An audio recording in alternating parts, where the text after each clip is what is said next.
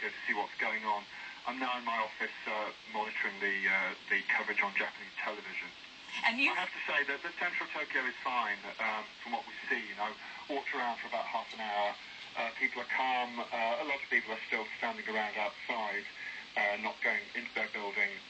But there isn't much damage. The most I saw was a cracked window, so a few cracks in the walls.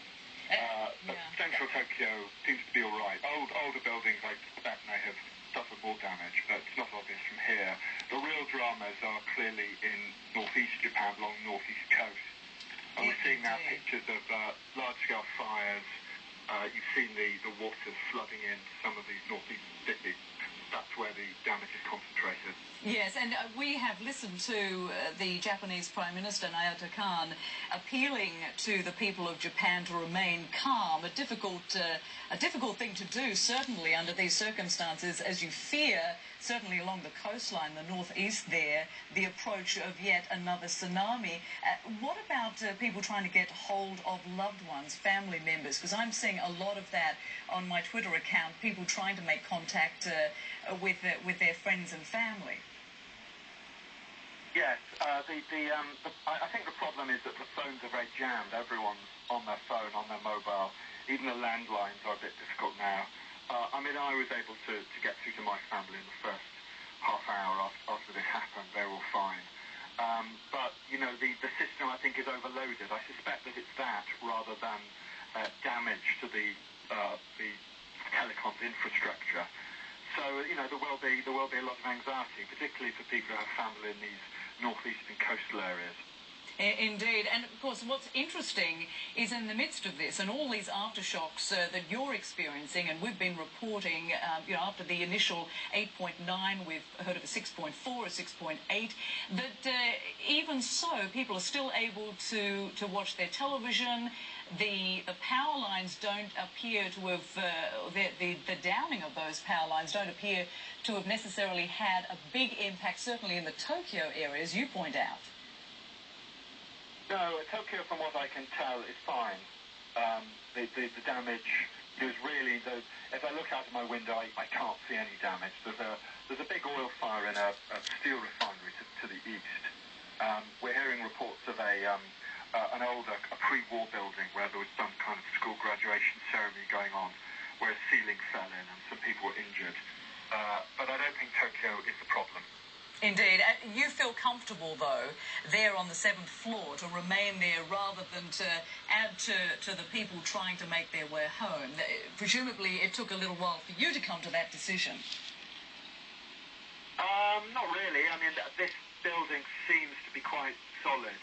They might have been badly damaged and rendered uninhabitable. They might have had to knock them down and rebuild them. But, fingers crossed, and I hope these aren't famous last words, the big modern buildings absorb the shock.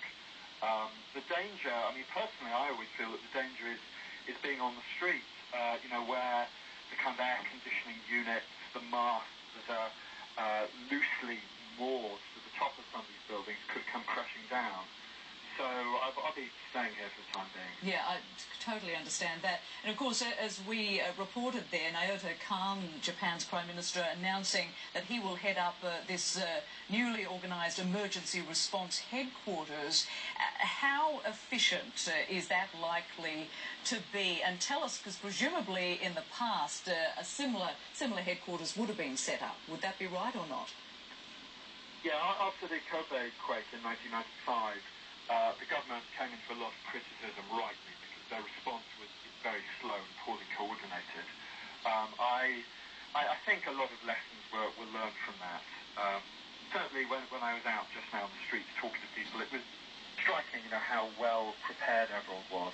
Lots of people have hard hats next to their desks, which they're wearing out on the street. And, although we can't make the judgment yet of trying to establish exactly what's happened and how bad the damage is. These pictures we're seeing, from the coastal areas are very dramatic, but they're quite they're quite a narrow angle you're looking at. I'm not clear yet how far inland this damage has gone, or whether we're just talking about a few hundred meters of the very fringes of the sea. Japan is not a country like Indonesia. It's a very rich country, and It's got a very active construction industry, which for decades has been concreting over the... What that means is that, the coast is, by and large, pretty well protected. There aren't a lot of kind of areas of open coast, certainly not near towns. So plenty of these places do have seawalls in place. They have tetrapods. Talking with us and explaining your experience there as this 8.9 earthquake struck where you are, and you have made the decision to stay safely in that building. Just for a moment, let's listen in to NHK coverage, NHK TV there in Japan, and listen to what they're able to report at this point. Heads of the various political parties, our Secretary General and our Vice Deputy President are seeking cooperation from other parties.